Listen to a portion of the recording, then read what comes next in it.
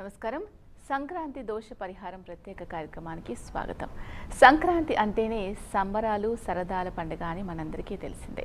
సంక్రాంతి రోజున ఇంటి ముందు రంగవల్లులు తీర్చిదిద్ది గొబ్బెమ్మలు అలంకరించి లక్ష్మికి ఆహ్వానం పలుకుతాం. అయితే ఈ మకర సంక్రాంతిలో ఆధ్యాత్మిక కోణం కూడా ఉందని శాస్త్రవచనం. మకర సంక్రాంతిని సరైన రీతిలో ఆచరిస్తే అందరికీ కూడా సుఖ సంతోషాలు కలుగుతాయని ఒక నమ్మకం. మరి ఈ నేపథ్యంలో మకర సంక్రాంతికి సంబంధించి మీకు ఎటువంటి సందేహాలు కూడా నివృత్తి చేసుకోవాలి అనుకున్నట్లయితే వెంటనే స్క్రీన్ పై కనిపించే నెంబర్స్ కాల్ చేయండి. మకర సంక్రాంతికి సంబంధించి దాని అంతరార్థం పరమార్థం గురించి చాలా విషయాలు మనకు తెలియజేయడానికి మనతో పాటు ఉన్నారు ప్రముఖ ఆధ్యాత్మికవేత్త డాక్టర్ ఎన్ అనంతలక్ష్మి గారు, అలాగే శృంగేరి పీఠ ఆస్థాన పండితులు డాక్టర్ వాచంపల్లి సంతోష్ కుమార్ శాస్త్రి గారు. ఇరువురిని కూడా పరిచయం చేసుకుందాం. నమస్కారం అమ్మ. గురుగారు నమస్కారం. అమ్మ, సంక్రాంతి ప్రతి నెల కూడా వస్తూనే ఉంటుంది. మరి మకర సంక్రాంతికే ఎందుకంత ప్రాధాన్యత అన్న దాని గురించి ఒకసారి చెప్పండి. సంక్రాంతి అంటే సంక్రమణం పొందటం, అంటే ఒక రాశి నుంచి సూర్యుడు మరొక రాశిని సంక్రమించేటటువంటి దాన్ని సంక్రాంతి అంటారు. మకర రాశిలో ప్రవేశించినప్పుడు మకర సంక్రాంతి అంటారు. అయితే మకర సంక్రాంతికి ఇంతటి ప్రాధాన్యం ఎందుకు అంటే, ఈ రోజుతో సూర్యుడు మకర రాశిలో ప్రవేశించటం అన్న దాంతో పాటుగా ఉత్తరాయణ పుణ్యకాలం కూడా ప్రారంభమవుతుంది. అందుకని మకర సంక్రాంతికి అంతటి ప్రాధాన్యం ఉంటుందమ్మా. గురుగారు, మరి ఉత్తరాయణ పుణ్యకాలం ప్రారంభమవుతుందని చెప్తూ ఉన్నారు కదా, అంటే ఏంటి, దాని విశిష్టత గురించి ఒకసారి చెప్పండి. తప్పకుండానమ్మా. ముఖ్యంగా సంక్రమణం అంటే వారు చెప్పారు ఇంతకుముందు, అంటే ప్రతి నెల సూర్యుడు ఒక రాశి నుంచి ఇంకొక రాశిలోకి ప్రయాణం చేస్తాడు. దీనికి శాస్త్రం చెప్తోంది, తత్ర మేషాదిషు ద్వాదశ రాశిషు క్రమేణ సంచరతః సూర్యస్య పూర్వస్మాత్ రాశే ఉత్తర రాశౌ సంక్రమణ ప్రవేశ సంక్రాంతి అని జయసింహ కల్పద్రుమము అనేటువంటి సంస్కృత గ్రంథంలో చెప్పారు. అంటే మనకు ప్రతి నెల ఒక సంక్రమణం ఉంటుంది. ఏ నెలనైతే అక్కడ సంక్రమణం ఉండదో మనకు అది అధికమవుతుంది. అందుకే ఈ సంవత్సరం మనకు అధిక మాసం కూడా ఒకటి వచ్చింది. ఇక్కడ సూర్యుడు ఒక రాశి నుంచి ఇంకొక రాశిలోకి మారటమే సంక్రాంతి అనేటువంటి పదానికి అర్థం. గ్రహములు నూతన రాశులతో కలిసేటువంటి సమయం కూడా సంక్రాంతి అని ఒక అర్థం చెప్పారు. చాలా అర్థాలు ఉన్నాయి దీనికి. అయితే మనకు రెండు సంక్రాంతులు చాలా ముఖ్యమైనటువంటి సంక్రాంతులు. ఒకటి కర్కాటక సంక్రాంతి. ఈ కర్కాటక సంక్రాంతికి దక్షిణాయన ప్రవేశం అవుతుంది.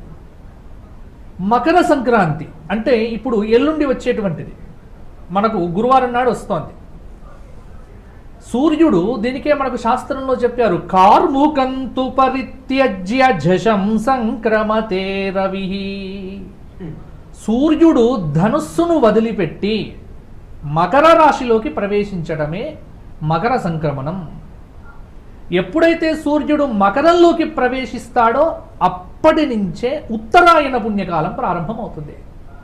అందుకే 12 సంక్రమణములు చాలా విశేషమైనవి అయినప్పటికీ కూడా 12 సంక్రమణములలో 2 సంక్రమణములకు చాలా ప్రాధాన్యం ఇచ్చారు. ఒకటి దక్షిణాయన సంక్రమణం, రెండోది ఉత్తరాయణ.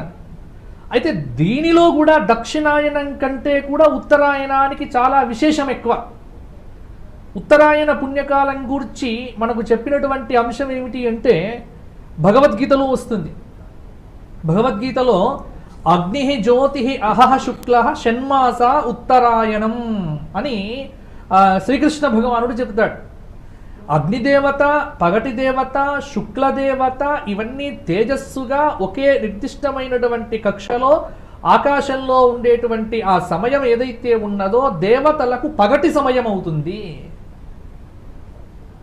దక్షిణాయనం అనేటువంటిది రాత్రి సమయం అవుతుంది. ఎప్పుడైతే ఇప్పుడు మనకు పగటి కంటే రాత్రి కంటే పగలు చాలా ఉత్సాహంగా ఉంటాం, మనం చాలా కార్యక్రమాలు చేస్తాం. అలాగే ఇక్కడ దేవతలకు ఎప్పుడైతే ఉత్తరాయణం పగలవుతుందో దైవీ శక్తులన్నీ కూడా చాలా ప్రభావవంతంగా, చాలా తేజస్సుగా, ఎప్పుడూ దైవీ శక్తులకు ప్రభావం ఎక్కువే, కానీ ఈ సమయంలో ఇంకా ఎక్కువగా ఉంటుంది. అందువల్లే ఉత్తరాయణం వస్తే ఉపనయనాలు చేసుకుంటారు. ఉత్తరాయణం వస్తే దేవతా ప్రతిష్టలు చేస్తారు. ఉత్తరాయణం వస్తే పండుగలు, శుభముహూర్తాలు, పెళ్లిళ్ళు, కొన్ని అంటే ఉత్తరం అంటే జ్ఞానము అని కూడా అర్థం ఉంది. కాబట్టి ఇక్కడ జ్ఞాన సంబంధమైనటువంటి కర్మలన్నీ కూడా ఈ ఉత్తరాయణంలోనే అధికం చేస్తారు. ఇక ఉత్తరాయణానికి ఇంత ప్రాధాన్యం రావటానికి కూడా పౌరాణికంగా కూడా మనకు భీష్ముల వారికి సంబంధమైనటువంటి కథ మహాభారతంలో కనిపిస్తూ ఉన్నది. ఆయన ఎప్పుడో దక్షిణాయనంలో కురుక్షేత్రంలో పడితే స్వచ్ఛంద మరణం కలిగి ఉన్నటువంటి వ్యక్తి కాబట్టి ఉత్తరాయణం వచ్చేదాకా ఎదురు చూశాడు. ఎప్పుడైతే ఉత్తరాయణం వచ్చిందో ఆ ఉత్తరాయణం రాగానే, ఎందుకంటే ఉత్తరాయణంలో మరణం చాలా మంచిది. మరణానికి మంచి చెడు ఉన్నది అంటే శాస్త్రంలో చెప్పారు. ఇప్పుడు మరణిస్తే బాగుంటుంది, ధనిష్టా పంచకంలో పోతే కొద్ది దోషాలు, ఇవన్నీ ఉన్నాయి శాస్త్రపరంగా. ఇవన్నీ కూడా మనం పరిగణలోకి తీసుకోవలసినటువంటి అంశాలు. దీని వెనుక లాజిక్కు మ్యాజిక్లు వెతకాల్సినటువంటి పని లేదు, అలా ఎందుకు చెప్పారని కూడా ఆలోచించాల్సిన పని లేదు. తస్మాత్ శాస్త్రం ప్రమాణంతే, శాస్త్రం చెప్పింది నువ్వు ఆచరించు, అంతేగాని దీనికి క్వశ్చన్స్, దీనికి ఆన్సర్స్ ఉండవు. మన ప్రాచీనులు పెద్దలు చెప్పారు, మనం ఆచరించాలి. అంతేగాని ప్రతిదానికి సైన్స్తో ముడిపెట్టి ఇంకో దాంతో ముడిపెట్టి, ఈ మధ్యకాలం ఈ గోల్ ఎక్కువైపోయింది. ఈ వాట్సాప్లు, ఈ ఫేస్బుక్లు వచ్చిన తర్వాత ఎందుకు హిందూ ధర్మానికి సైన్స్కి సంబంధం లేదు. సైన్స్ మొన్న వచ్చింది, ధర్మం ఎప్పటి నుంచో ఉంది. సైన్స్ మారుతుంది, ధర్మం మారదు. కాబట్టి ఇక్కడ ఎందుకు దీనికి ఇక్కడ ఏం లేదు, శాస్త్రం చెప్పింది ఉత్తరాయణం చాలా గొప్పది.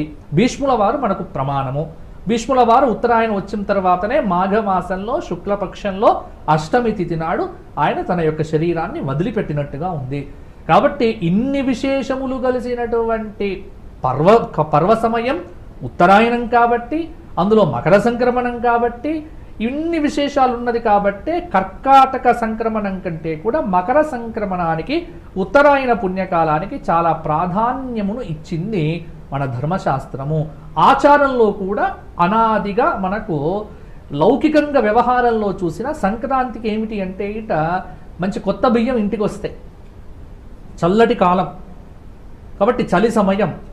ఈ చలి సమయంలో కొత్త బియ్యాన్ని చక్కగా కూడా పులగంలాగా వండుకొని, ధనుర్మాసంతోనే మొదలవుతుంది. పొద్దున పూట దేవాలయాల్లో ఆ చల్లటి ప్రాతకాల వేళ చక్కటి వేడివేడి పులగ అన్నం వండుకొని తినడం.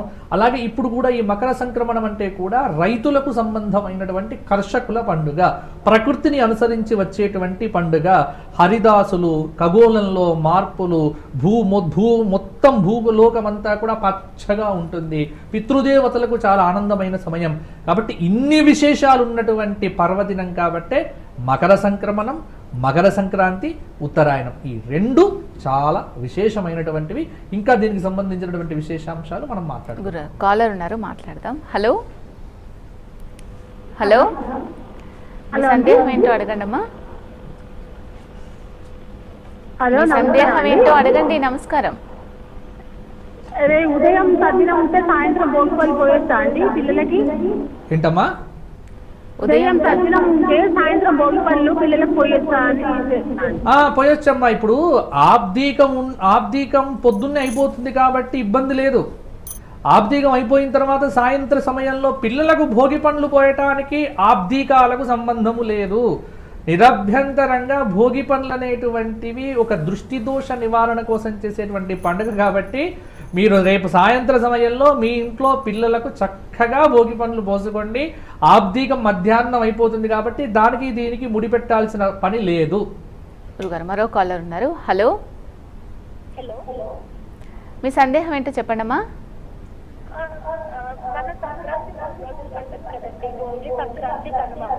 అవును,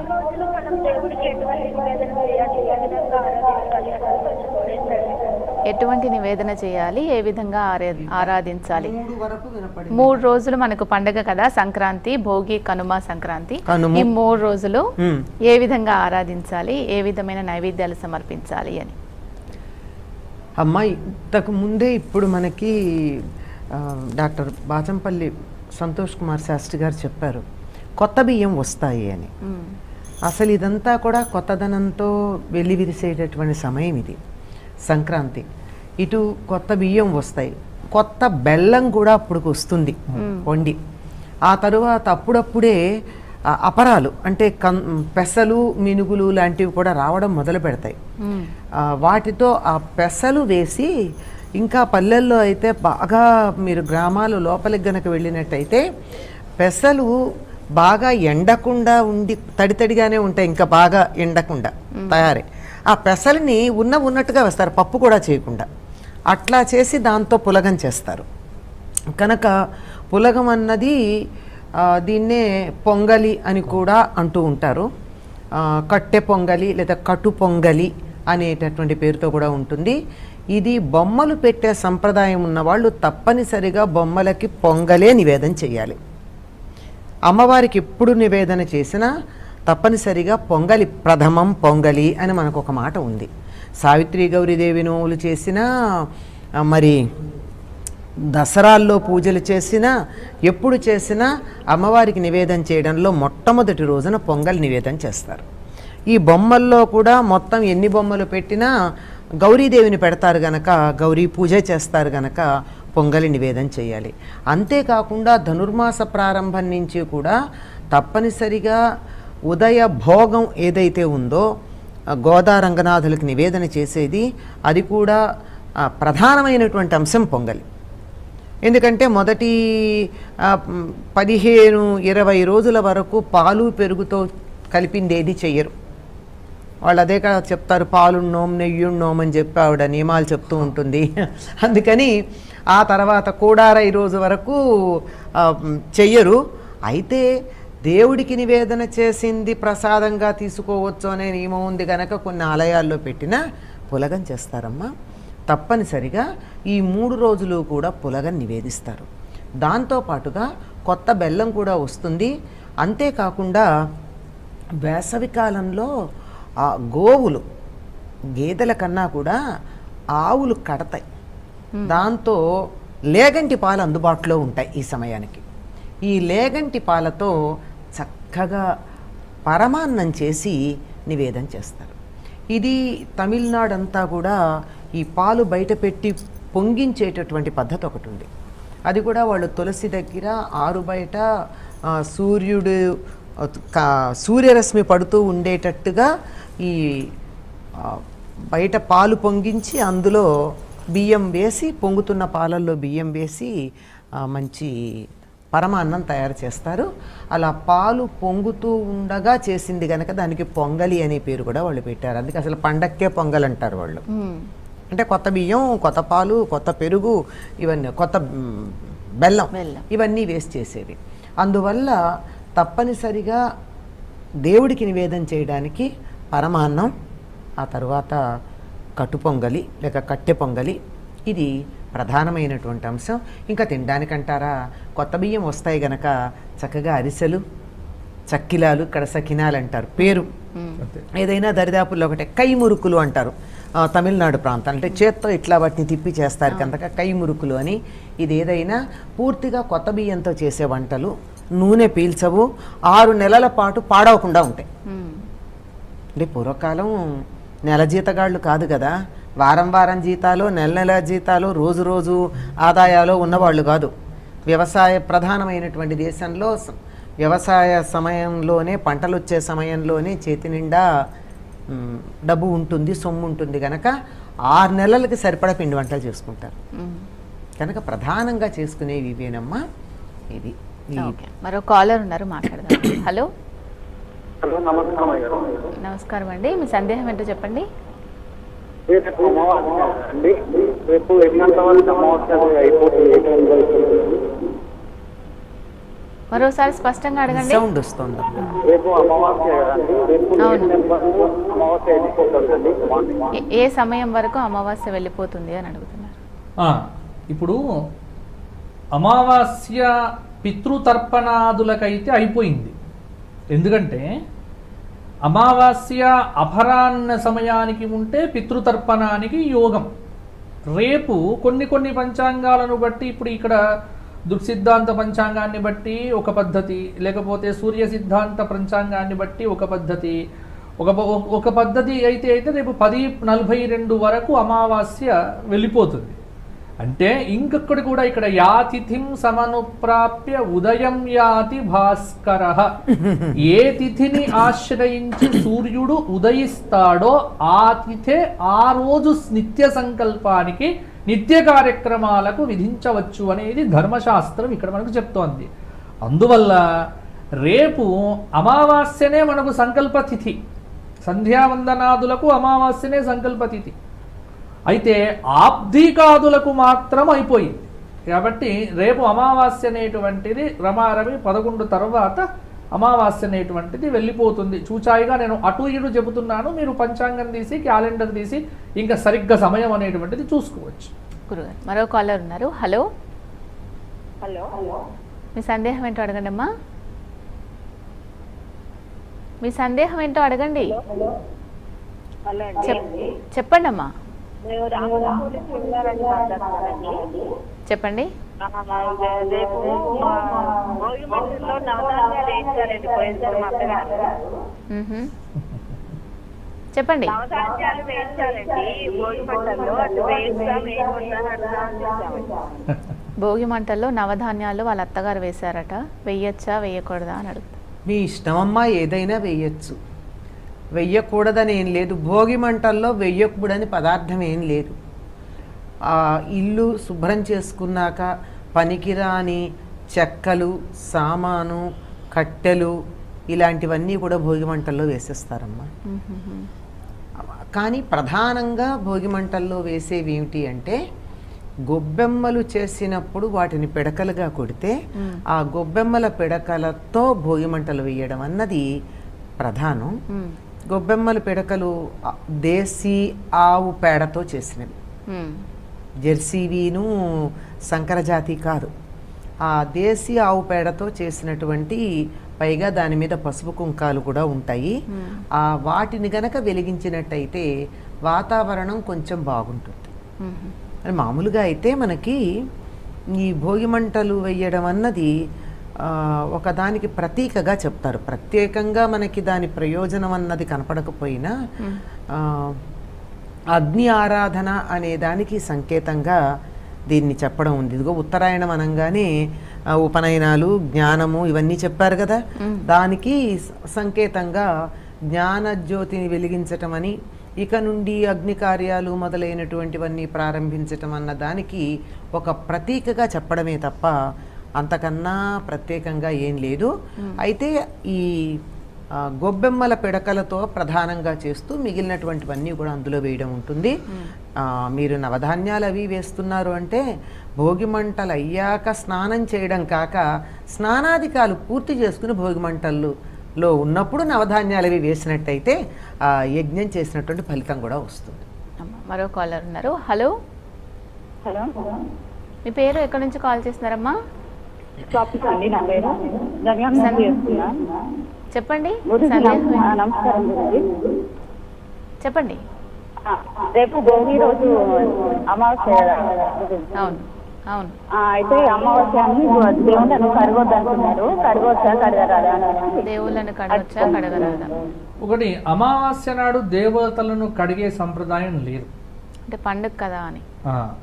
పండుగ సంక్రాంతి ఎల్లుండి నుంచి చేసుకోండి. ఎందుకంటే ఒకటి, ఇక్కడ ఎప్పుడు కూడా ఇంట్లో నిత్యాభిషేకంకు ఉపయోగించేటువంటి సాలగ్రామాదులు, నర్మద బాణాలు, స్ఫటిక మన తర్వాత శివలింగం కానీ, లేకపోతే శ్రీచక్రాలు కానీ, సాలగ్రామాలు, ఇవన్నిటికీ నిత్యాభిషేకం ఉన్నది. ఈ నిత్యాభిషేకం ఉన్నటువంటి వాటికి ఈ అమావాస్య తర్వాత ఈ తిథులతో సంబంధం అనేటువంటిది లేదు. అయితే మన ఇళ్లల్లో పూజా గదిలో చాలా దేవతా ఫోటోలు, విగ్రహాలు అక్కడి నుంచి ఈ క్షేత్రం నుంచి ఆ క్షేత్రం నుంచి తెచ్చుకున్నటువంటివి చాలా ఉంటాయి. ఈ విగ్రహాలన్నింటినీ ప్రతిరోజు కడగలేరు. దానికి మన వాళ్ళు చెప్పినటువంటిది ఏమిటి అంటే, ఏకాదశి నాడు, ప్రతి ఏకాదశికి అంటే 15 రోజులకు ఒక్కసారి ఏకాదశి నాడు పూజా గదిని పొద్దున్నే లేచి శుభ్రం చేసుకోవటం అనేటువంటిది అనాదిగా పెద్దలు ఆచరణలో పెట్టినటువంటి ఒక ఆచారం ఇది. కాబట్టి ఏకాదశి నాడు వేరే పని చూసుకోకుండా మౌనంగా ఉండి ఉపవాసం ఉండి దేవతా కార్యక్రమం కోసం ఆ రోజు సమయం కేటాయించాలి. కాబట్టి ఉపవాసం ఉపవసతి సమీపే అనేటువంటి మాట కాబట్టి ఆ రోజున పూజా గదిని చక్కగా క్లీన్ చేసుకొని దేవతా విగ్రహాలన్నింటినీ కూడా చింతపండు ఉన్ను వీటితో చక్కగా పంచలోహ విగ్రహాలు ఉంటే అవన్నీ కూడా కడిగి పెట్టుకోవడం అనేటువంటిది అనాదిగా ఆచారంలో ఉన్నటువంటిది. కానీ అమావాస్య రోజున పూజా గదిని క్లీన్ చేసుకోవడం అనేటువంటిది ఏమి పెద్దగా, అమావాస్య గుర్తుంచుకోండి, అమావాస్య అనేటువంటిది పితృదేవతలకు చాలా విశేషము, దేవత ఆరాధనకు కాదు. పితృదేవతా పరంగా అమావాస్య రోజున ఏ కార్యక్రమం చేసినా, అందుకే ప్రతిరోజు మన మామూలు తర్పణం చేస్తాం, అమావాస్య రోజున తిల తర్పణం చెయ్యాలి, నువ్వులతో తర్పణం చెయ్యాలి. కాబట్టి అమావాస్య పితృదేవతాపరమైనటువంటి తిథి కాబట్టి దానికి జయతిథి అని కూడా పేరుంది, అమావాస్యకు జయతిథి అని పేరు. కాబట్టి అమావాస్య కానీ పౌర్ణమి కానీ ఇవన్నీ కూడా జయతిథులే. ఇవన్నీ కూడా మనకు అమావాస్య అంటే చీకటి కాబట్టి అది పెద్ద మంచిది కాదు అనుకుంటాం, కానీ అమావాస్య తమిళనాడులో చాలా పెద్ద పర్వదినం. అమావాస్య ఉత్తర భారతదేశంలో అవి స్నానానికి చాలా విశేషమైనటువంటి రోజు. హరిద్వార్ లాంటి చోట్ల గంగా నదిలో విశేషమైనటువంటి స్నానాలు చేస్తారు పౌర్ణమికి కానీ అమావాస్యకు కానీ. కాబట్టి అమావాస్య ఇంట్లో విగ్రహాలను మొత్తం కడుక్కోవడం అనేటువంటిది లేదు పద్ధతి.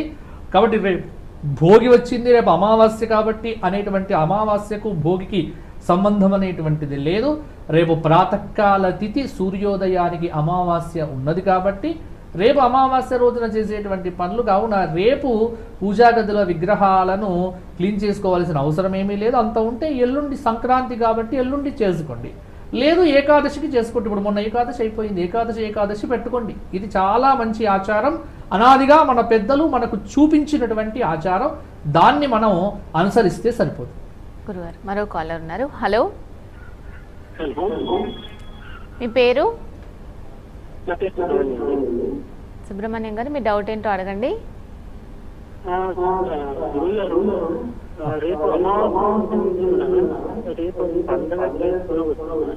రేపు పండుగ చేసుకోవచ్చు.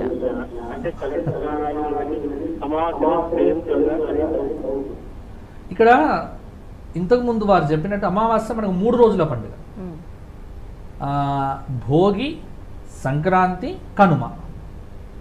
దీనిలో మనకు భోగి కంటే కూడా సంక్రమణం స్నానానికి చాలా విశేషం.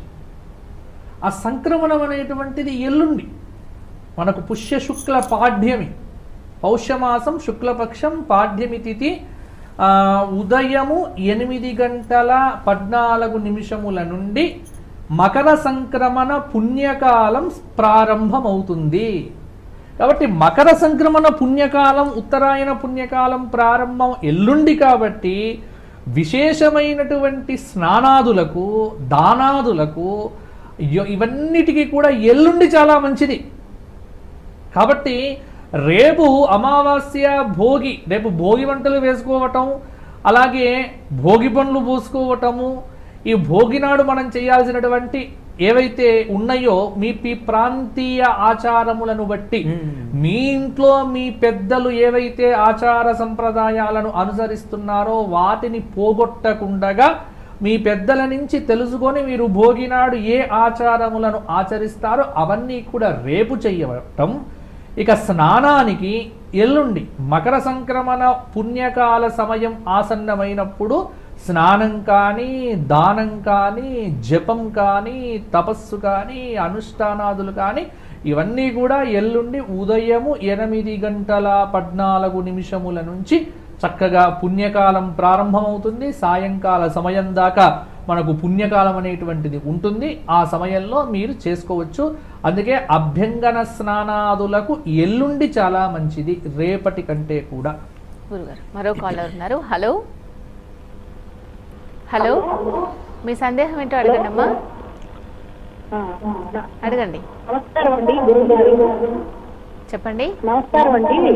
ఇప్పుడు అంటే సంక్రాంతి రోజు గుమ్మడికాయ తాళం ఇచ్చే అలవాటు ఉందండి, ఇంకా ఉంది. కానీ సంవత్సరం యజమాని కొంచెం అనారోగ్యంతో పరిస్థితుల్లో అట్లాంటప్పుడు ఏం చేయాలండి? దానం సంక్రాంతి రోజు గుమ్మడికాయ దానం ఇచ్చే అలవాటు ఉంది, సంప్రదాయంగా వస్తూ ఉంది.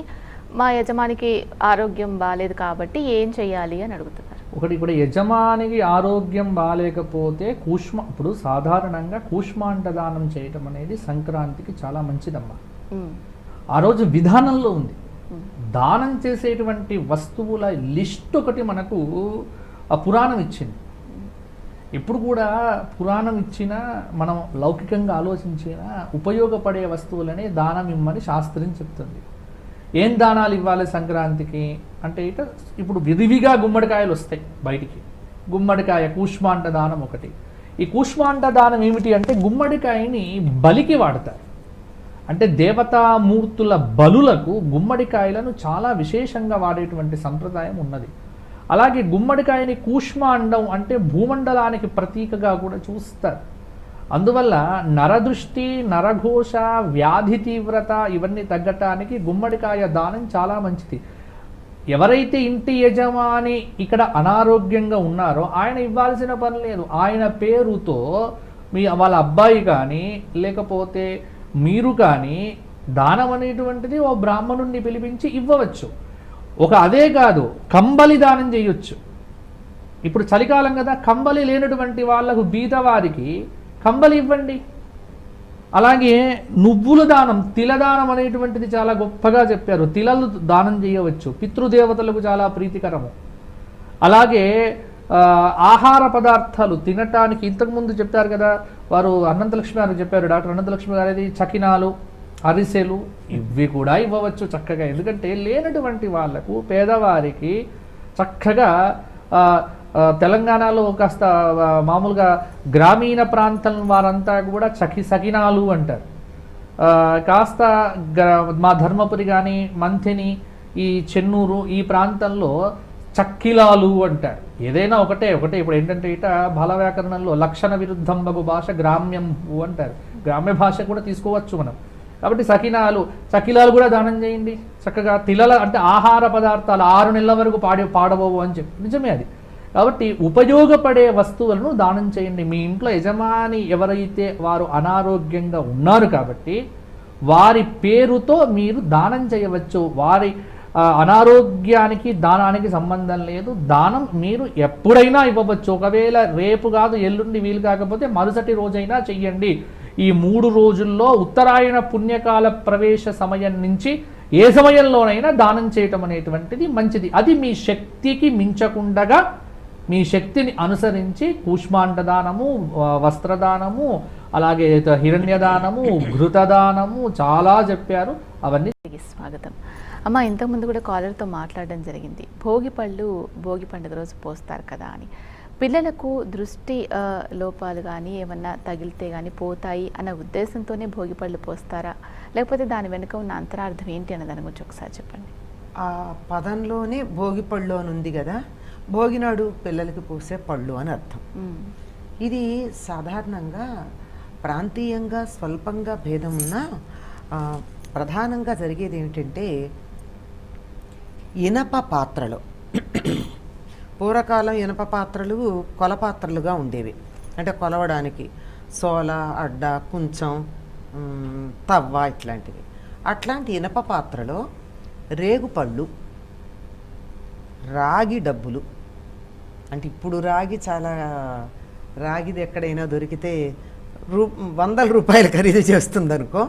అప్పట్లో వాడకానికి అవే ఉండే. అది వేసి ఇంకా మళ్ళీ కావాలనుకుంటే అందులో శనగలు ఇత్యాదులు, ఇంకా మిగిలిన నవధాన్యాలు వేసేవాళ్ళు ఉన్నారు. ఈ హరిబుట అని చెప్పి శనగలు ఉంటే పచ్చి శనగలు అవి వేసేవాళ్ళు. ఆ తర్వాత చెరుకు ముక్కలు ఇలాంటివన్నీ వేసి పిల్లల తల చుట్టూతా తిప్పి 3 సార్లు అవి వాళ్ళ నెత్తి మీద పోసి అలా కింద కారేట్టుగా చేస్తారు. దీనివల్ల 1 సంవత్సరం పాటు ఉన్నటువంటి దృష్టి దోషం పోతుంది అని పెద్దలు చెప్పేది మాట. కారణం ఏమిటి అంటే ఈ ఇనుము, ఈ రాగి, ఈ రేగిపండు, ఈ మూడింటి యొక్క కలయిక వల్ల ఒక రకమైనటువంటి అయస్కాంత శక్తి లాంటిది కలుగుతుందని, తద్వారా ఆ అయస్కాంత శక్తితో బిడ్డ తల చుట్టూతా గనక ఇలా తిప్పినట్టయితే ఆ చుట్టూ ఉండేటటువంటి వర్చస్సు ఏదైతే ఉందో, బయోమాగ్నెటిక్ ఫీల్డ్ అంటారు ఆంగ్లంలో, అటువంటి దానిలో ఉన్న దోషాలు లాంటివి ఏమన్నా ఉంటే పోతాయి అని పెద్దవాళ్ళు చెప్తారు. ఈ రేగుపండు సూర్యశక్తిని బాగా గ్రహించగలిగినటువంటి పండు. రాగి కూడా సూర్యశక్తిని బాగా గ్రహించగలిగింది. ఈ రెండు ఎప్పుడైతే ఇనుముతో కలిసి ఉంటాయో అప్పుడు మంచి శక్తి వస్తుందని ప్రధానంగా ఇవి ఉండాలి.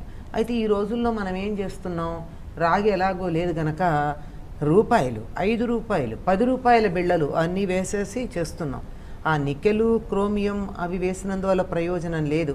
ఎక్కడన్నా ఇంత రాగి ముక్క ఉన్నా ఆ ఇనప పాత్రలో రాగి ముక్క 4 రేగుపళ్ళు గనక వేసినట్టయితే ఇక తర్వాత ఎన్నైనా కావచ్చు. అక్షతలు వేయచ్చు, పువ్వులు వేయచ్చు, శనగలు, నవధాన్యాలు ఇలా ఏవైనా వేయచ్చు. ఇవన్నీ దృష్టిదోష పరిహారార్థంగా చేస్తారు. ఇది భోగినాడు చేస్తారు గనక భోగిపళ్ళు అంటారు. ఎందుకు ఇది భోగినాడే చేస్తారంటే ధనుర్మాసం అయిపోతుంది భోగితో. మర్నాడు సంక్రాంతి అంటే మకర రాశిలో సూర్యుడు ప్రవేశిస్తాడు. ఉత్తరాయణ పుణ్యకాలం ప్రారంభమవుతుంది. దక్షిణాయనానికి చిట్ట చివరి రోజు ఈ భోగి కనుక ఈ దక్షిణాయనానికి చిట్ట చివరి రోజుతో ఆ దక్షిణాయనం అంతా రాత్రిగాను, ఇంకా ఉత్తర దేశంలోనూ అక్కడ దీన్ని పీడకాలంగా కూడా చెప్పుకుంటారు. ఎందుకంటే అక్కడ చలి ఎక్కువ కదమ్మా, చలి దేశం మనకన్నాను. అందువల్ల ఈ చలి అధికంగా ఉండడం వల్ల దాన్ని పీడకాలంగా చెప్పుకుంటూ ఉంటారు.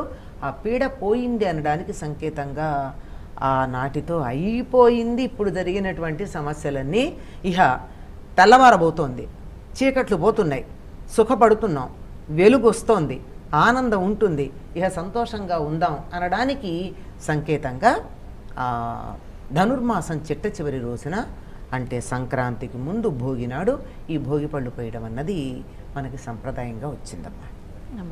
గురుగారు, మరి ప్రతి ఏటా ఒక్కో పేరుతో సంక్రాంతి పురుషుడిని ఉపాసిస్తారు కదా. అవునమ్మా. సంక్రాంతి పురుషుడు అంటే ఎవరు? చాలా మంచి ప్రశ్న అమ్మా ఇది. ప్రతి సంక్రాంతికి ఒక పురుషుడు వస్తాడు. మళ్ళీ ఇక్కడ ఇంకో ప్రశ్న కూడా ఉత్పన్నంగా ఉంది, స్త్రీ ఎందుకు రాదు అని అడగద్దు. ఎందుకంటే ఇది శాస్త్రం. సంక్రాంతి పురుషుడు బట్టే మనకు ఆ సంవత్సర ఫలితాన్ని నిర్ధారణ చేస్తాం. ఇక్కడ 12 మంది పురుషులు ఉన్నారు. అంటే ఒక్కొక్కసారి ఒక్కొక్క పురుషుడు వస్తాడు. ఈ శార్వరినామ సంవత్సర మకర సంక్రమణ సమయానికి వచ్చేటువంటి పురుషుడి యొక్క పేరు విశేషాంశములు మనకు పంచాంగంలో ఉంటాయి. అయితే మనం పంచాంగాన్ని పూర్తిగా చూడం కాబట్టి ఇవి పట్టించుకోం. ఈ సంవత్సరం అంటే ఇప్పుడు ఎల్లుండి గురువారం రోజున ఉదయం 8:14 ప్రారంభమయ్యేటువంటి ఉత్తరాయణ పుణ్యకాల మకర సంక్రమణ విశేష సమయానికి పురుషుడు ఎలా వస్తున్నాడో ఇక్కడ చూపిస్తున్నారు. ఏమిటి అంటే దానికి శ్లోకం కూడా ఉంది. అష్టకర్ణో విశాలాక్షః లంబః భ్రూర్దీర్ఘనాశికః అష్టబాహు చతుర్వక్త్రః సంక్రాంతి పురుష స్మృతః శతయోజనమౌన్నత్యం విస్తీర్ణం ద్వాదశ స్మృతం ఏవం రూపం హి విజ్ఞేయం సంక్రాంతి పురుషకృతే. ఇది సంక్రాంతి పురుషుడి యొక్క లక్షణం. ఈ సంవత్సరం వచ్చేటువంటి పురుషుడి పేరు మందాకిని అనేటువంటి పేరు కలిగినటువంటి. మందాకిని ఇక్కడ ఒక అదృష్టం ఏమిటంటే ఆ స్త్రీ నామాన్నే ధరించాడు. మందాకిని అంటే సాధారణంగా పురుషుడికి మనం చెప్పాం, కానీ మందాకిని అనేటువంటి పేరు కలిగినటువంటి పురుషుడు రావటం. ఇతను ఎలా ఉన్నాడు అంటే ఇట నింబోదక స్నాన ఫలం అంటే వేప స్నానం చేస్తున్నాడు వేపాకులను తోని. సింహవాహనాన్ని అధిష్ఠించాడు అంటే రాజులకు అరిష్టము అని చెప్పారు. కాబట్టి పరిపాలన చేసేటువంటి రాజులకు చాలా ఆటంకాలు అనేటువంటివి ఉంటాయి. పరిపాలనలో వ్యాధులు కావచ్చు, లేకపోతే యుద్ధభీతి కావచ్చు, ఇటువంటివన్నీ ఉంటాయి. అలాగే యవాక్షతలను ధరించాడు.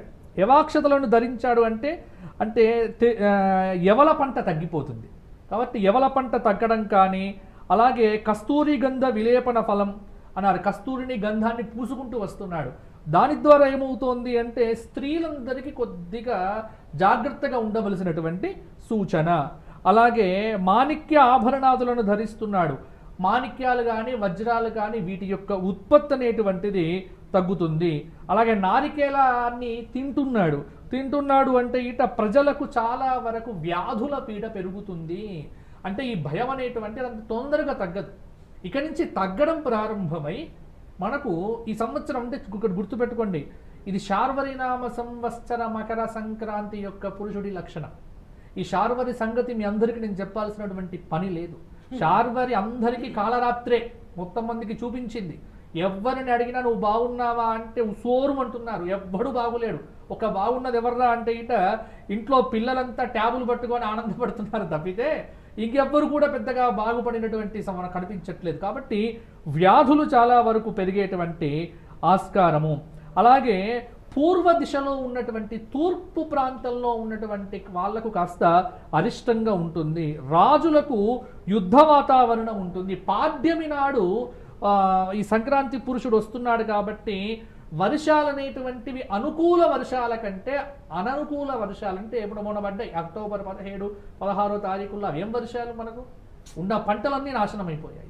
కాబట్టి అనుకూలమైనటువంటి వర్షాలు లేకపోవటం, అలాగే గురువారం నాడు రావటము. ఒక్కటి అదృష్టం ఏంటంటే శ్రవణ నక్షత్రంలో మనకిక్కడ శార్వరినామ సంవత్సరంలో పౌష్య శుక్ల పాడ్యమి గురువారం 14/1/2021 శ్రవణ నక్షత్రంలో మొదటి చరణంలో వజ్రయోగంలో భవకరణంలో మకర లగ్నంలో ఉదయం 8:14 మనకు మకర రాశి యందు సూర్యుడు ప్రవేశిస్తున్నాడు. కాబట్టి ఈ రోజున అంటే ఎల్లుండి గురువారం రోజున 8:14 నుండి చక్కగా సాయంత్రం 6 గంటల వరకు ఈ సంక్రాంతి పుణ్యకాలం అనేటువంటిది మనకు ఉంటుంది. అంటే ఉదయం నుంచి సాయంత్రం వరకు సంక్రాంతి పుణ్యకాలం అనే చెప్పారు.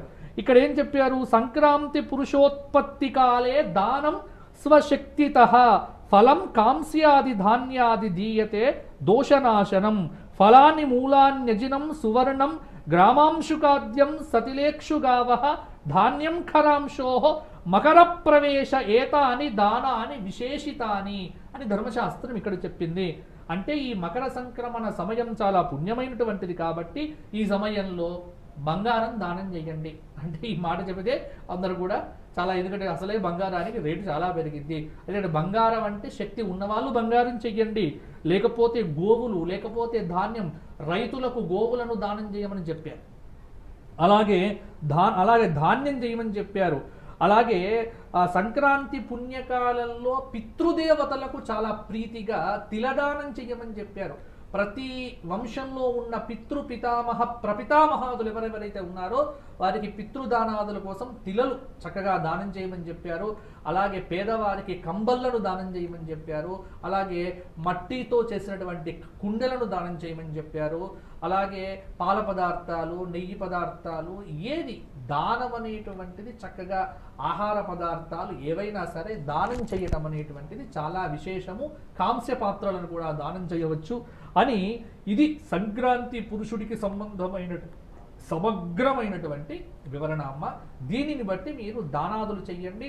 ఎవరైనా సరే దేవాలయానికి వెళ్ళడం కానీ, దేవాలయానికి వెళ్ళడం కంటే ఇంట్లో పితృదేవతల ప్రీతిగా దానాదులు చేయడం చాలా వరకు మంచిది.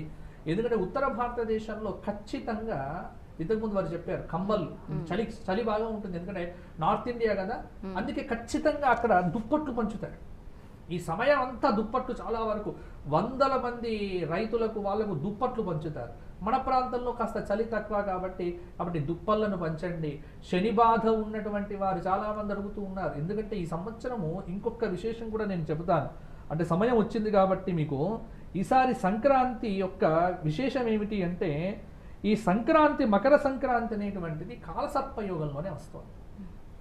ఈ మకర సంక్రాంతి కాలసర్పయోగంలో రావటం, అలాగే మకర రాశిలో సంక్రాంతి ప్రారంభం నుంచే చాతుర్గ్రహ పంచగ్రహ షడ్గ్రహ కూటములు అనేటువంటివి ఏవైతే ఉన్నాయో కొద్దిగా ఇబ్బందికరంగా మనకు కనిపించేటువంటి అంశాలు. అలాగే మనకు సంక్రమణ సమయంలో గురువు చంద్ర బుధుడు శ్రవణ నక్షత్ర సంచారంలో ఉండు, శుభగ్రహ గురువైనటువంటి ఆ గురువు నీచస్థానంలో అస్తమయం కావటం మొదలైనటువంటి వాటిని బట్టి చూస్తే కొద్దిగా ప్రజలంతా కూడా జాగ్రత్తగా ఉండటం మంచిది. ఇంకా కరోనా పోయింది కదా, ఇంకా మాకేం బాధ లేదు కదా అన్నటువంటి అహంకారం వద్దు. వ్యాక్సిన్ వస్తుంది అంటున్నారు. అది వచ్చిన తర్వాత అది వేసుకున్న తర్వాత అప్పుడు మాస్కులు ఇవ్వండి. అంతేగాని ఏమవుతుందిలే అన్నటువంటి వ్యవహారం అయితే వద్దు. ఈ జనవరి, ఫిబ్రవరి, మార్చి నెలల వరకు అందరూ కూడా ఇంకా తగు జాగ్రత్తల్లో ఉండటం చాలా వరకు అవసరము అని సంక్రాంతి పురుషుడి యొక్క లక్షణాన్ని బట్టి కూడా నేను చెబుతున్నాను. కాబట్టి అందరూ కూడా చాలా జాగ్రత్తగా ఉండండి, దైవారాధన చెయ్యండి. చక్కటి ఆదిత్య హృదయము, సూర్యాష్టకము మొదలైనటువంటి స్తోత్రపారాయణాదులు ఈ మకర సంక్రమణ సమయంలో చెయ్యటం, విష్ణు సహస్రనామము, శివ సహస్రనామము, సూర్య సంబంధమైనటువంటి ఆరాధన ఇవన్నీ కూడా చెయ్యటం వల్ల కూడా ఆది వ్యాధులు కూడా తొలగిపోయి చక్కటి మంచి ఫలితాలు కలుగుతాయి. గురుగారు కాలర్ ఉన్నారు, మాట్లాడదాం. హలో హలో మీ సందేహం ఏంటో అడగండి గురుగారిని. హలో చెప్పండి అమ్మా. నమస్కారం అమ్మా. నమస్కారం, చెప్పండి. హలో చెప్పండి అమ్మా. రేపు భోగి రోజు తలంటి స్నానం చేయొచ్చండి, రేపు అమావాస్య కదా. భోగి రోజు తల స్నానం చేయొచ్చా? మామూలుగా అయితేనమ్మా అమావాస్య గనక చెయ్యకూడదు. ఇంతకుముందు మనకి వారు కూడా అదే చెప్పారు, అమావాస్య కదా చేయకూడదని. అయితే అమావాస్య నాడు పితృదేవత ప్రీతికరంగా చేసేది మామూలు తల మీద నీళ్లు పోసుకోవడం మాత్రమే చేస్తారు. అయితే ఇది భోగి గనక ఈరోజు చెయ్యవచ్చు అని కొంతమంది పెద్దలు చెప్పినటువంటి మాట. కారణం ఏమిటంటే మామూలుగా ఉండేటటువంటి నియమాలు కొన్ని సందర్భాల్లో, ప్రత్యేక సందర్భాల్లో నిత్యానికన్నా ప్రత్యేకానికి ప్రాధాన్యం ఉంటుంది గనక ఆ రోజున అభ్యంగన స్నానం చేయవచ్చు అన్నది చెప్పడం. ఆ భోగి మంటల గురించి చెప్పుకున్నట్టే, భోగి పళ్ళ గురించి చెప్పుకున్నట్టే ఈరోజు భోగి నాడు అభ్యంగన స్నానం చేయడం అన్నది అంతకుముందు ఉన్న దక్షిణాయనము, చలికాలము యొక్క పీడ పరిహారార్థం చేస్తారని చెప్తారు. ముఖ్యంగా మనకి మహారాష్ట్ర ప్రాంతం నుంచి అలా ముందుకు పైకి కనుక వెళ్ళినట్టయితే వాళ్ళు ఈ భోగి నాడు నువ్వులు వేసి కాచినటువంటి నీళ్లతో అభ్యంగన స్నానం చేస్తారు. నువ్వుల నూనె ఒంటికంతా పట్టించుకుని, తలకంతా పట్టించుకుని, అంటే శీతకాలంలో మన శరీరంలో వచ్చినటువంటి అనేక రకాలైన బిగింపు అని ఉంటుంది, బిగుసుకుపోవడం అన్నది అదంతా నెమ్మదిగా సడలుతూ వేడికి తట్టుకునేటటువంటి స్థితి శరీరానికి కావాలి గనక ఆనాడు ఆ విధంగా ఒళ్ళంతా నువ్వుల నూనె పట్టించుకుని, నువ్వు పిండితో ఒళ్ళు రుద్దుకుని, నువ్వుల పిండి దాంతో ఒళ్ళు రుద్దుకుని, ఈ నువ్వులు వేసినటువంటి నీళ్లతో అభ్యంగన స్నానం, వేడి నీళ్లతో సూర్యోదయాత్పూర్వం చెయ్యాలి అని చెప్పేటటువంటి పద్ధతి ఉంది వాళ్ళు చేసేది. ఇప్పుడు మీకు వచ్చిన సందేహం ఏమిటంటే మామూలుగా ఇట్లా చేసినా ఇవాళ మరి అమావాస్య కదా చేయవచ్చా అని. అమావాస్య నాడు పుట్టినరోజు ఉంటే తలంటు పోసుకుంటున్నారా లేదా? అది ప్రత్యేకత. సాధారణ నియమాలు, ప్రత్యేక నియమాలు అన్నవి ప్రత్యేకంగా ఉన్నాయి. భోగి అన్నది ఎలా ఉంటుంది అంటే ఏదైనా సరే ఒక పండగ మనకి ప్రత్యేకమైనటువంటి వీటిని ఆంగ్లంలో చెప్తారే హాలిడే కాదది, హోలీడే, పవిత్రమైనటువంటి రోజు. ఆ రోజు చాలా ప్రత్యేకమైనటువంటి నియమనిష్టలతో ఉంటారు. అలా నియమనిష్టలతో ఉంటే పండుగ వాతావరణం ఎట్లా ఉంటుంది? పండగ అంటే ఎండగా, దండగా, కడుపు మండగా అంటూ ఉంటారు కదా, అంటే రోజుకన్నా ఆలస్యంగా తినడం ఇలాంటివన్నీ ఉండి, అట్లా కాకుండా దానికి సంబంధించిన వేడుకలన్నీ ముందు రోజు జరుపుకోవడం ఉంటుంది. అందుకని భోగాలు అనుభవించేది ముందు రోజు, పండుగ నియమనిష్టలు పాటించేది పండుగ రోజు అనేటటువంటి వ్యాఖ్యానం కూడా ఈ భోగికి సంబంధించి ఉంది. సరే, దీనికి అసలు భోగి అని రావడానికి కారణం ఏమిటంటే బలిచక్రవర్తి ఆనాడు పరిపాలన చేస్తాడని. బలిచక్రవర్తి పాతాళలోకానికి అధిపతి గనక, పాతాళంలో ఉండేవి భోగులు గనక, అంటే పడగలు కలిగిన పాములు గనక తత్సంబంధంగా దీనికి భోగమని, భోగం అనేటటువంటి దానికి అనుభవించేటటువంటి లక్షణమని. భాగ్యం ఉన్న వాళ్ళందరూ భోగాలు అనుభవించలేరు, ఉంటే అవి వేరు ఇవి వేరు. అందువల్ల ఉన్నదాన్ని అనుభవించటం అనేటటువంటి దానికి సంబంధించింది భోగి గనక ఆనాడు అభ్యంగన స్నానం చేయవచ్చు అని ప్రత్యేక నియమంగా, అంటే ఒక ఎగ్జంప్షన్గా, ఒక స్పెషల్ కేసుగా చెప్తారు అని పెద్దలు చెప్పినటువంటి మాట. సాధారణ నియమం అయితే మాత్రం అమావాస్య నాడు అభ్యంగన స్నానం చేయకూడదు. అభ్యంగన స్నానం అంటే ఒంటికి నూనె రాచుకుని తలకి నూనె పెట్టుకుని పూర్వకాలం అయితే కుంకుడుకాయ షీకాయి, ఈనాడైతే షాంపూలు ఇత్యాదులు వీటితో తల రుద్దుకోవడం అన్నది అమావాస్య నాడు చేయకూడదు. ఒట్టి స్నానం మాత్రమే చేయాలి. ఈ స్నానం ఎవరు చేస్తారు?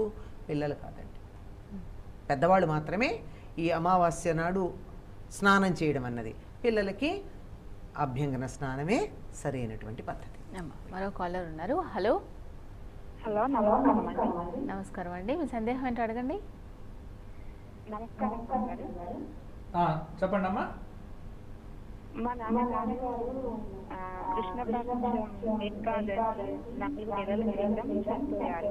ఇది రోజున ఏకాదశి రోజున చనిపోయారు. అంటే 5వ నెల మాసము ఏకాదశి రోజున పెట్టలేదు. హలో, చెప్పండి అమ్మా, వినిపిస్తోంది. 5వ నెల మాసము ఏకాదశి రోజున పెట్టలేదు. అమావాస్య రోజు పెట్టాలి అని చెప్పారు. రేపు 10:40 వరకే అమావాస్య రోజు అంటున్నారు కదా. అవును. ఇక్కడ మళ్ళీ ఎప్పుడు పెట్టాలి?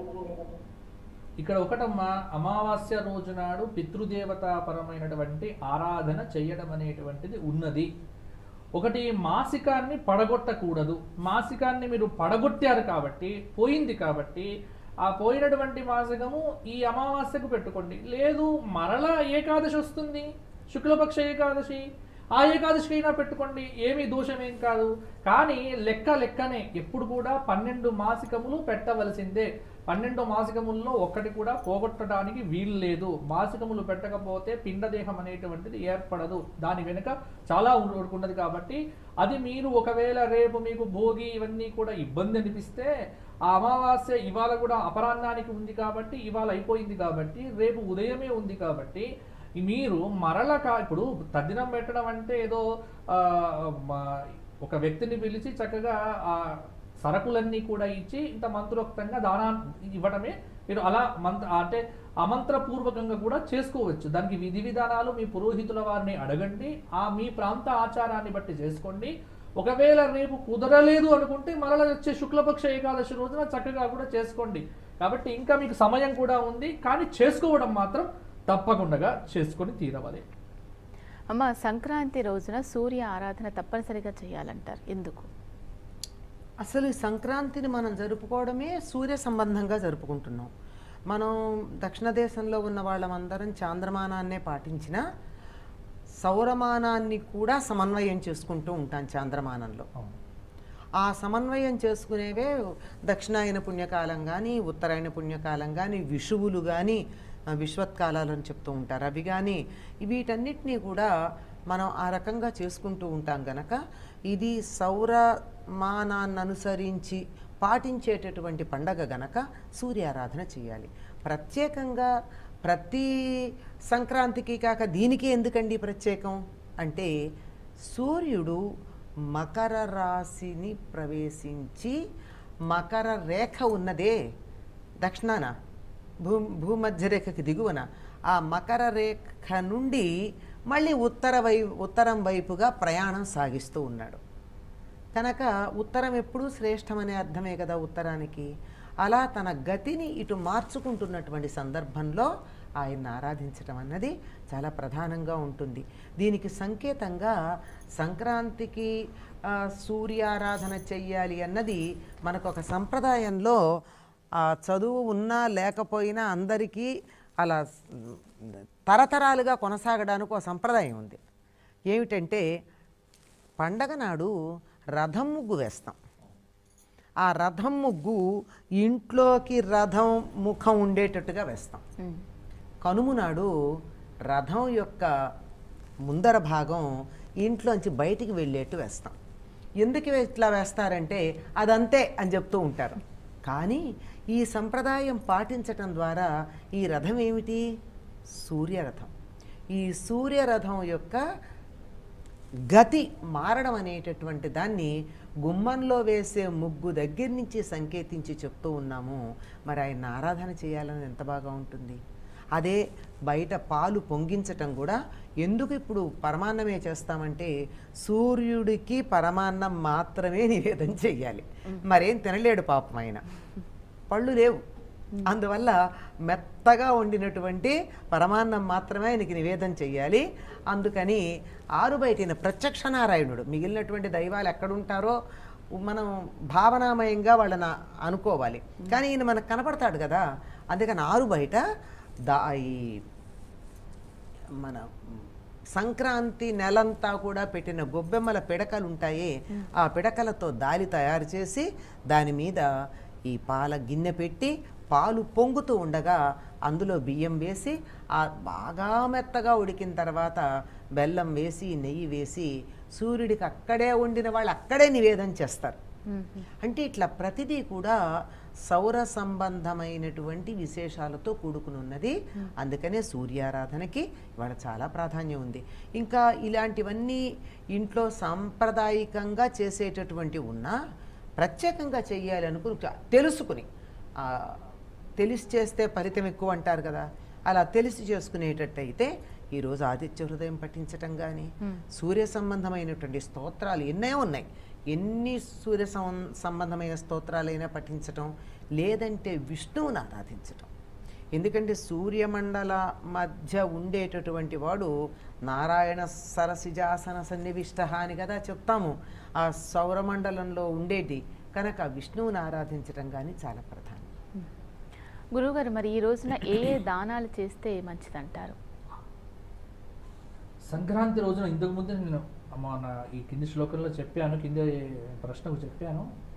సంక్రాంతి రోజున కూష్మాండ దానం, తిలదానం, వస్త్రదానం, వరి ధాన్యం అంటే బియ్యాన్ని ఇచ్చుకోవటం, శాకపాకాదులను ఇచ్చుకోవటము, అలాగే గుడదానము, కొత్త బెల్లం వస్తుంది కాబట్టి కొత్త బెల్లాన్ని దానం చేయటము, అలాగే కప్పుకోవటానికి చలిగా ఉంటుంది కాబట్టి కప్పుకోవటానికి కంబళ్ళను దానం చేయటము, అలాగే ఇంకా మేక, వృషభం, ఆవు, భూ, హిరణ్య, ఇవన్నీ చెప్పారు. దానముల యొక్క లిస్టు చెబితే చాలా ఉన్నాయి. గృహదానం కూడా చేసుకోవచ్చు చేసే శక్తి ఉంటే, అంతకంటే పుణ్యం కానీ ఇంకొకటి లేదు. కాబట్టి శక్తి ఉన్నటువంటి వాడు భూదానం చేస్తాడు, లేకపోతే సువర్ణ దానం చేస్తాడు, లేకపోతే రజత దానం చేస్తాడు, లేకపోతే మట్టి పాత్రను దానం చేయవచ్చు. దానానికి ఇది అది అనేది కాదమ్మా, దానం అనేటువంటిది ఈ సమయంలో ఏదైనా మనకు దానం అనేటువంటిది చేసుకోవచ్చు. ముఖ్యంగా తిలదానం చేసుకోవాలి. నువ్వులు బాగా వస్తాయి ఈ సమయంలో, అంత నువ్వుల పండుగనే కదా ఇది. నువ్వులతో స్నానం చేయటము, నువ్వుల పిండి పెట్టుకోవటము. ఇప్పుడు మాది గోదావరి తీరం, ధర్మపురి. మా చిన్నప్పటి నుంచి మాకు ఆచారం ఏమిటి అంటే సంక్రాంతి రోజున మకర సంక్రమణ సమయంలో ఇంత నువ్వుల పొడి ఇచ్చేవారు. ఆ నువ్వుల పొడి పట్టుకొని గోదావరికి వెళ్ళేవాళ్ళం. గోదావరిలో సరిగ్గా సంక్రమణ పుణ్య సమయానికి చక్కగా నువ్వులు రాచేసుకొని ఆ నువ్వులంతా కూడా ఒంటికి రాచేసుకొని శక్తి ఏం లేదు, చక్కగా మంచి శక్తితో చక్కగా నా గోదావరిలో స్నానం చేసి ఇంత కాంస్య పాత్రలో నువ్వులు పోసి ఇంత దక్షిణ పెట్టి ఓ బ్రాహ్మణుడికి ఇప్పించేవారు. అలాగే కాంస్య పాత్రలో నెయ్యిని కూడా పోసి దానం ఇచ్చేటువంటి పద్ధతి. ఇలా చాలా రకాలుగా దానం ఉన్నది. దానాదులు చేస్తూ సంక్రాంతి ముఖ్యంగా తెలుగు రాష్ట్రాల్లో చాలా ముఖ్యమైన పండుగ అమ్మ. ఇక తెలంగాణ కంటే ఆంధ్ర, తెలంగాణలో ఎంతవరకు కూడా అంటే మాకు తెలంగాణలో నేను చూస్తున్నాను కదా, తెలంగాణ కంటే కూడా ఈ పండుగ విపరీతంగా గోదావరి జిల్లాలో అలాగే కోనసీమ ప్రాంతము అసలు పండుగే పండుగ, పెద్ద పండుగ, అన్నిటికంటే పెద్ద పండుగ ఇది. కాబట్టి ఇప్పుడు చూడండి హైదరాబాద్ సగం నగరం మనకు ఖాళీ అయిపోతుంది. అందుకే అక్కడ ఎవరు శివరాత్రి మాహాత్మ్యంలో శ్రీనాథ కవి ప్రత్యేకంగా సంక్రాంతిని వర్ణించాడమ్మా. ఇండ్ల మొదలను నీ రెండనీడికలను అనుగుదమ్ముడు అన్నయ్య ఆటలాడు అత్తయును కోడలును కుమ్ములాడు కుమ్ముగాచు చోటికి మకర సంక్రాంతి వేళ.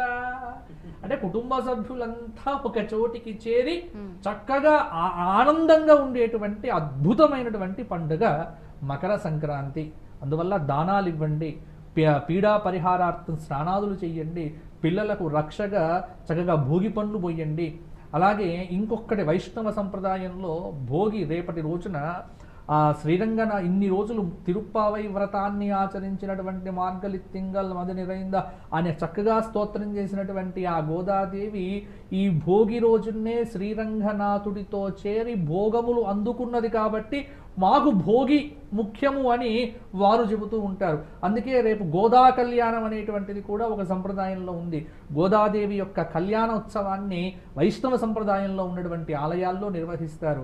ఎల్లుండి ఉదయం మకర సంక్రమణ పుణ్య సమయానికి చక్కగా తర్పణాదులు, తిలతర్పణాదులు ఇండ్లలో ఇచ్చుకోవడాలు, దానాదులు చేసుకోవడం, ఇలా ఈ 3 రోజులు కర్షకులు, బ్రాహ్మణులు ప్రతి ఒక్కరు చాతుర్వర్ణముల వారికి సంబంధమైనటువంటి ఆనందమయమైనటువంటి అద్భుతమైన పెద్ద పండుగ మకర సంక్రాంతి. చాతుర్వర్ణ్యాలే కాదండి, పశువులకు కూడా ప్రత్యేకంగా పూజలు చేసి వాటిని కూడా ఆదరించి గౌరవించే పండగ మన సంస్కృతిలో. మనం ఇవాళ కడుపు నిండా అన్నం తింటున్నాము అంటే రైతు ఎంత ప్రధానమో, రైతుతో పాటుగా పొలంలో పనిచేసేటటువంటి గోవులు, వృషభాలు, లేదా ఇప్పుడు గేదెలు కూడా, పాడి కూడా అవసరమే కదా, అవన్నీ అంత ప్రధానం. అందువల్ల వాటికి కూడా పూజ చేసి పశువుల పండుగనే అంటారు. కనుము అనేటటువంటి పండగని పశువుల పండుగగా చెప్తారు. పక్షులకు ఆహారం ఇస్తారు. దేవాలయాల్లో వరి కంకులు తీసుకెళ్లి ధ్వజస్తంభానికి కట్టడం అనే ఒక వేడుక కనుమనాడు చేసే పద్ధతి ఇప్పటికీ ఉంది. కనుమనాడు వేడుకగా చేసినా పొలానికి వెళ్ళినప్పుడల్లా రైతు ఇంటికి వస్తూ కాస్త కంకులు పట్టుకొచ్చి వాటిని ఒక అందమైన కుచ్చులాగా అల్లి ఇంటి ముందు కడతారు. పిచ్చుక ఒక్కొక్కటి వచ్చి ఒక్కొక్క గింజను పట్టుకుని వెళ్ళి తింటూ వస్తూ, ఎంత అద్భుతమైనటువంటి దృశ్యం అండి. అలా పక్షుల్ని, అంతేకాకుండా పశువులకి పశువుల శాలలని కనుమనాడు ఇంటి యజమానే శుభ్రం చేసుకోవాలి. పాలేర్లు రైతులు పని చెయ్యరు ఆ రోజు. ఇంట్లో వాళ్ళు అభ్యంగన స్నానం చేయించి వాళ్ళ చేత కొత్త బట్టలు ఇచ్చి, యజమాని కూడా మాంసాహారి అయితే ఇంట్లో భోంచేస్తారు. యజమానులు మాంసాహారి కాకపోతే ఈ రైతులు పాలేర్లు వాళ్ళ ఇళ్లల్లో మాంసాహారం తినడానికి వెళ్ళిపోతారు. కనుమనాడు తప్పనిసరిగా మాంసాహారం తినడం అన్నది మాంసాహారులకు ఒక ప్రత్యేకమైనటువంటి పద్ధతి. ఆనాడు వాళ్ళకి అనుమతి ఎందుకుందో తెలియదు, ఉంది. అయితే ఈ మాంసాహారం తినని వాళ్ళు దాంతో సమానమైనటువంటి బలం కలిగిన ఆహారం ఏముందంటే మినుము. కనుము నాడు మినుము తినాలి అని ఒక మాట. అందుకని కనుము పండగ నాడు మినుముతో ఏదైనా చేసుకుని తినడం అన్నది ఉంది. అంటే ఇది పితృదేవతాత్మకమైనటువంటి కార్యక్రమం అని తెలియచెప్పడానికి ఆ మినుము తినడం అన్నది అలవాటు చేశారో ఏమో. మొత్తానికి ఇంకా మనకి ఇలా ఉంది. కానీ మీరు తమిళనాడు కనుక వెళ్ళినట్టయితే ఈ కనుము నాడు ఇంటి ఆడపిల్లలు పొద్దున్నే పెద్ద పెద్ద పాత్రల్లో వంటలు చేసి ఇంతంత అన్నం ముద్దలు చేసి వాటిని పెద్ద ఆకుల్లో పెట్టి ఊరి చివర ఉన్నటువంటి చెరువులు, కాలువలు ఉంటే వాటి ఒడ్డుకు వెళ్ళి అక్కడ పక్షులకి పెట్టి అవి తినేదాకా ఉండొస్తారు. వచ్చి ఇంటికి వచ్చి అప్పుడు స్నానం చేస్తారు. అంటే దేనికి ఏదైనా చేసి తర్వాత స్నానం చేశారు అంటే అది పితృదేవతలకు సంబంధించిందే కదా. తమ పుట్టింటి వారు బాగుండాలి అని ఆడపిల్లలు ఇలా చేసినందుకు కనుము నాడు వాళ్ళు ఇంటి ఆడపడుచులకు బట్టలు పెడతారు. మా శ్రేయస్సు మీరు కోరారు కదా, మీకు మేము బట్టలు పెడుతున్నాము అని. ఇది దరిదాపుల్లో తమిళ ప్రాంతం నుంచి నెల్లూరు దాకా మనకు కనపడేటటువంటి సంప్రదాయం అమ్మ. మిగిలినటువంటి చోట్ల ఇది పెద్దగా కనపడదు, కానీ ఆ తమిళ టచ్ ఉన్నటువంటి చోట ఉంది. అందుకని ఈ సంక్రాంతి అన్నది మానవులకే కాదు జంతువులకి కూడా సంబంధించిన పండుగగా మనం చేస్తూ వాటికి కూడా ఒక ఆట విడిపిచ్చాం. మనకేనేమిటి ఆనందాలు, సంతోషాలు, ఆటలు పాటలును. అందుకే ఎడ్ల పందాలు, కోడి పందాలు, గొర్రెల పందాలు ఇవన్నీ ఉంటాయి. అయితే ఇప్పుడు కోడి పందాలు లాంటివి కోళ్ళని చంపేదాకా వస్తోంది కత్తులు కట్టి అని వాటిని మనం ఆపడం జరిగింది. కానీ లేకపోతే ఇప్పుడు ఎడ్ల పందాలు వేశారు, ఎద్దు చచ్చిపోతే. అలాగే కోళ్ల పందాల్లో ఒకప్పుడు కోళ్ళు చచ్చిపోయేవి కాదట. ఇప్పుడు తర్వాత మనుషుల స్వార్థం కొద్దీ ఇదో వంకన మొదలు పెట్టుకున్నారు. కానీ ఒకప్పుడు ఇలా ఉండేవి. చాలా అద్భుతంగా మొత్తం వాతావరణం అంతా పండగ వాతావరణం నెలకొని ఉంటుంది. ఇది పెద్ద పండగ, పెద్దల పండగ, పెద్దగా చేసుకునే పండగ. పెద్ద కాలం చేసుకునే పండగ. ధనుస్సు రాశిలో సూర్యుడు ప్రవేశించినప్పటి నుంచి మళ్ళీ మకర రాశిలో ప్రవేశించేదాకా ఉండే 30 రోజులు పండగ వాతావరణం. అమ్మా గురుగారు, చివరిగా సంక్రాంతి రోజున ఆచరించాల్సిన సంప్రదాయాలు ఏంటో ఒకసారి చెప్పండి. సంక్రాంతి రోజున అంటే ఇంతసేపు అవే చెప్పుకున్నాం. అవును. సంక్రాంతి రోజున ముఖ్యంగా అంటే భోగి రోజున భోగి పండ్లు పోసుకోవటం, అలాగే సంక్రాంతి రోజున ఉత్తరాయణ పుణ్యకాలంలో నదీ స్నానం చేయటము, తిలలతో చక్కగా నువ్వుల పిండిని ఒంటికి రాచుకొని స్నానం చేయటము, అలాగే ఇంటికి వచ్చిన తరువాత చక్కగా కొత్త బట్టలు వేసేసుకొని లేకపోతే చక్కగా సూర్య భగవానుడికి సంబంధమైనటువంటి స్తోత్ర పారాయణం చేయటము, సూర్య సంబంధమైనటువంటి ఆరాధన, అలాగే పితృదేవతా పరంగా పితృదేవతల కోసం దానాదులు ఇవ్వటం యథాశక్తిగా.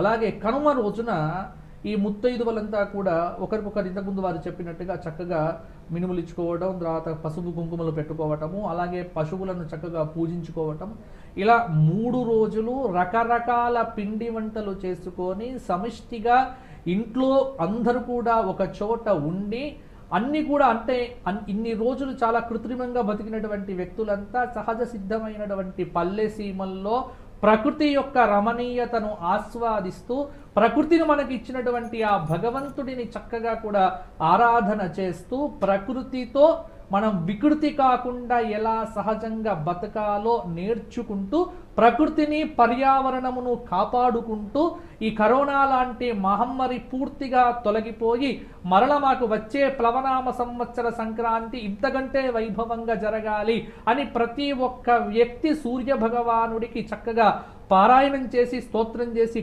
చక్కగా కోరుకొని ఈ విధంగా సంప్రదాయబద్ధంగా ఈ సంవత్సరము కాస్త వ్యక్తిగతమైనటువంటి సామాజిక దూరాన్ని ఇంకా కూడా పాటిస్తూ ఇండ్లల్లో ఇదివరకులాగా కాకుండా జాగ్రత్తగా సంక్రాంతి కనుక చేసుకుంటే మరల వచ్చే ప్లవనామ సంవత్సరం 2022లో వచ్చేటువంటి సంక్రాంతి ఇంకా వైభవంగా అందరికీ ఇంకా అద్భుతంగా జరగాలి అని కోరుకుంటూ ఈ సంవత్సరం మాత్రం తగు జాగ్రత్తలు తీసుకొని ఆచరించమని ఇటు మకర సంక్రాంతి పురుషుడు హెచ్చరిస్తున్నాడు, ప్రభుత్వము హెచ్చరిస్తోంది, అన్నీ హెచ్చరిస్తున్నాయి. కాబట్టి జాగ్రత్తగా ఉందాం, జాగ్రత్తగా సూర్యారాధన చేద్దాం, దైవాన్ని ఎప్పుడూ మనం ప్రార్థన చేద్దాం. అమ్మ, మరి చివరిగా సంక్రాంతి రోజున ప్రత్యేకంగా పఠించాల్సిన స్తోత్రాలు ఏమైనా ఉంటే వాటి గురించి ఒకసారి చెప్పండి.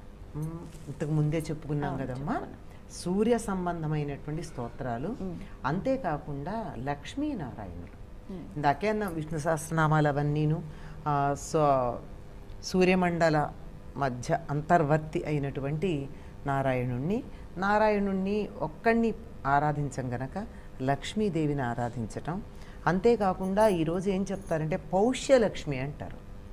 అంటే పుష్యమాసం వచ్చేస్తుంది, ఎట్టి పరిస్థితుల్లో కనీసం ఈ సంవత్సరం పాడ్యమైనా వచ్చింది, ఎంతో కొంత పుష్యమాసం రాకుండా సంక్రాంతి జరగదు కనుక ఆ పౌష్యలక్ష్మి, పౌష్య అన్న పదంలోనే పోషణ పుష్టి అనే అర్థం ఉంది కనుక జగత్తుని పోషించేటటువంటి లక్షణం కలిగిన లక్ష్మి ఎవరైతే ఉందో ఆ లక్ష్మిని ఆరాధించాలి. అది ప్రధానంగా మనకు ఉండేటటువంటి, దీనికి సంకేతంగానే బొమ్మల కొలువులు పెట్టడం ఇలాంటివన్నీ కూడా దానికి సంకేతంగా చేసేటటువంటి. అమ్మ, గురువుగారు సంక్రాంతికి సంబంధించి దోష పరిహారాలు ఏమైనా ఉంటే వాటి వివరాలు చెప్పారు. అలాగే సంక్రాంతి రోజున చేయవలసిన సంప్రదాయాలు ఏంటి, పఠించాల్సిన స్తోత్రాలు, వాటి వివరాలన్నీ కూడా చక్కగా వివరించారు మా ప్రేక్షకుల కోసం. ధన్యవాదాలు. ధన్యవాదాలమ్మా. అందరికీ సంక్రాంతి శుభాకాంక్షలు. అందరికీ శుభాకాంక్షలు. ధన్యవాదాలు మీకు కూడా. ఇది ఇవాల్టి సంక్రాంతి దోష పరిహారం ప్రత్యేక కార్యక్రమం. మరో కార్యక్రమంలో మళ్ళీ కలుద్దాం. అంతవరకు సెలవు.